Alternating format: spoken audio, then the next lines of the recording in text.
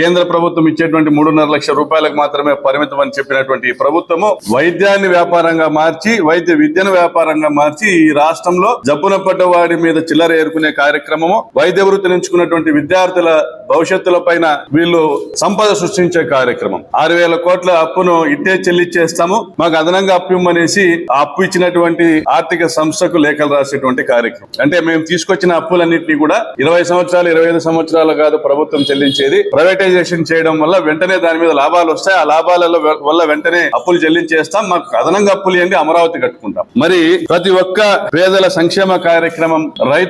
రైతులకు భరోసా ఇచ్చేటువంటి కార్యక్రమం ప్రతి ఒక్కటి కూడా పక్కన పెట్టేసి విద్యను వైద్యాన్ని కూడా తాకట్టు పెట్టేసి మరి ఈ రద్దుల ప్రభుత్వము చేస్తున్నది ఏంటంటే అమరావతి నిర్మాణం చేపట్టి తీరాలి, అది మునిగినా సరే ప్రపంచ బ్యాంకు